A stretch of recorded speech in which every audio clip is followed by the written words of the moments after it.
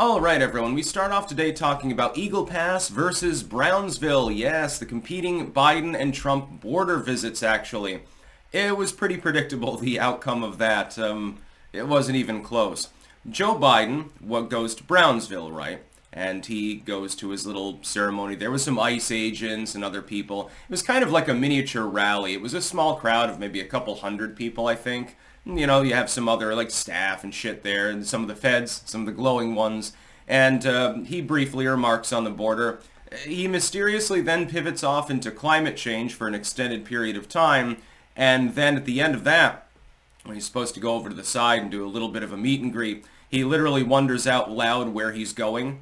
Like he had another senior moment and appears not to have understood where he was supposed to be on the stage, so to speak. Donald Trump goes to Eagle Pass. Now, Eagle Pass, of course, is an actual border crossing area. Unlike Brownsville, Brownsville is a city. Trump goes directly to the border. He's literally like 50 feet from Mexico. And he's waving to the illegal immigrants on the other side, and one of them yells out, "Trump, Trump," actually at one point. Link in the description. Not archived, of course. It's one of the funniest clips I've ever seen. I was astonished. I was watching Biden's speech. And then I was watching Donald Trump's speech. He's with Greg Abbott. He's meeting with Border Patrol agents out there literally at the border at the crossing. The police, they're the sheriffs, the state guard, etc. They're all lined up. And he shakes all their hands. And he pats them on the back. And he's all chummy with them. Very interpersonal. He's strolling next to the border with Greg Abbott, who's wheeling himself around in the fucking wheelchair, and he's literally waving to the migrants over on the other side of the Rio Grande. A perfect description of these competing messages with regards to the U.S. border. With Joe Biden, it's very detached. It's not interpersonal at all. It's basically, well, I don't really care about the issue. Here, let me pontificate on climate change and its role in mass migration. Sorry, Joe, you flunked this particular test, and this was entirely predictable. When I saw that Joe Biden was actually crazy enough to show up at the U.S. border, well, kind of at the U.S. border, on the same day that Donald Trump was already slated to go to Eagle Pass, number one, you knew that it was reaction, just like with Pete Buttigieg going to East Palestine after Trump went there. This has happened a number of times during the administration. You're being led around like a little puppy, basically. Trump is constantly moving his chess pieces around, forcing Biden's move so that he can't strategize any further. He keeps boxing him in. And I predicted that that would be the case. I think that most other people did too. It was predictable that Trump would have the upper hand. Not just because the average American understands that the U.S. border right now is all fucked up. It's not just that. It's the optics of it. And this is what I've complained. I've complained more about Biden's optics than even the ideology or the actual policy proposals that he's made at multiple times. His administration is just terrible at messaging. They're terrible at branding. One of the big things, Joe Biden gets on TikTok. What immediately happens? Within 24 hours, he's getting pounded by a bunch of left-wingers on the issue of Gaza.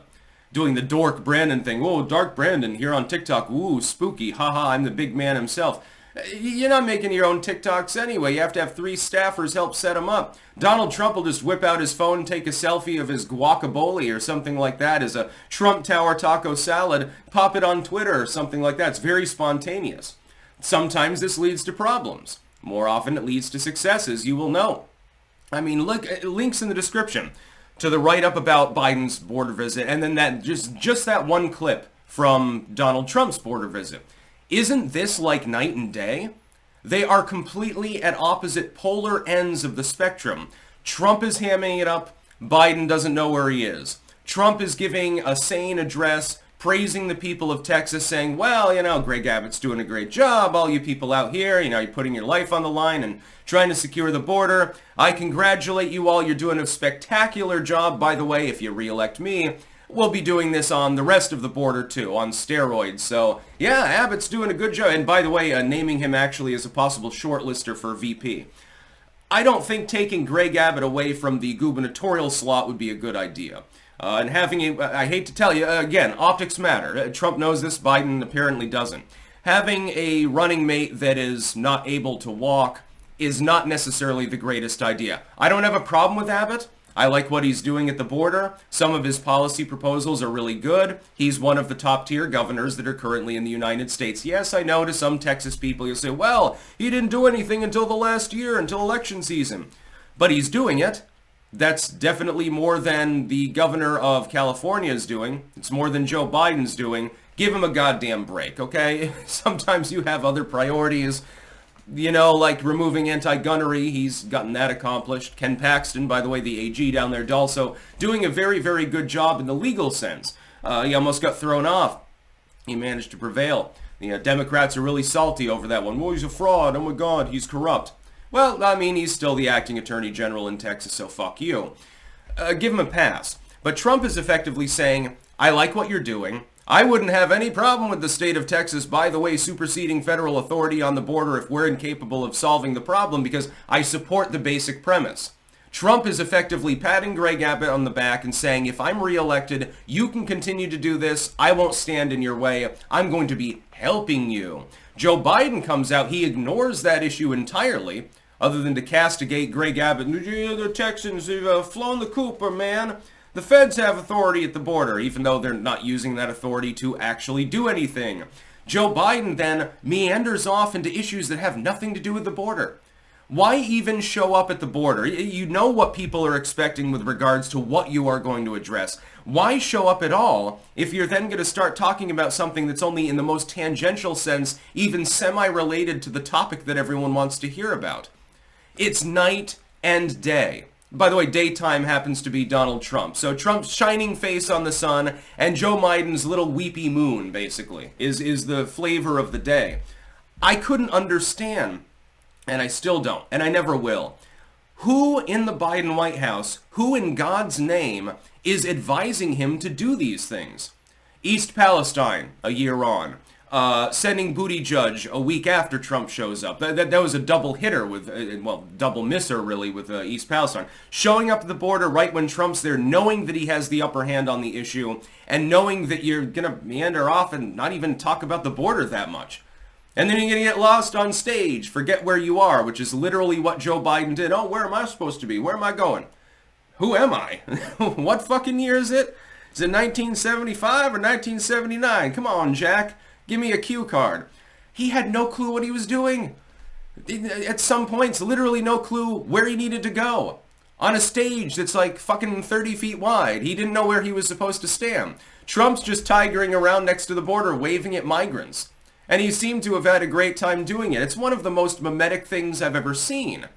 Him waving to the illegals out there on the other side and them yelling, Trump, Trump. Jesus Christ. The Biden White House can't stop losing the optics war.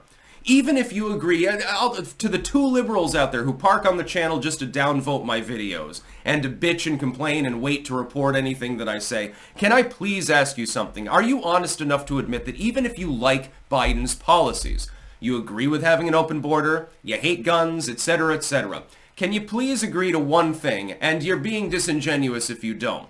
The White House's messaging, the way it brands its ideology, its ideas, is fucking stupid. It's the most terrible in all of U.S. history. W's White House was better. Herbert Walker's White House was better. Somehow they found a way to take some of the most incompetent oafs who have been in the White House with their terrible messaging and inject it with steroids. Trump never had this problem. His problem was that people would rebrand his ideology and stuff as extreme at the legacy media and big tech level, which, by the way, will happen again in his second very, very likely term. Looking at this and looking at the rate at which Biden's approval is crumbling, I think that the election is going to go to Trump. And that includes if he's literally in a jail cell on election day. I think he can still pull it off. Should be the funniest thing ever, so I'm hoping that actually happens. That's about all. Peace out.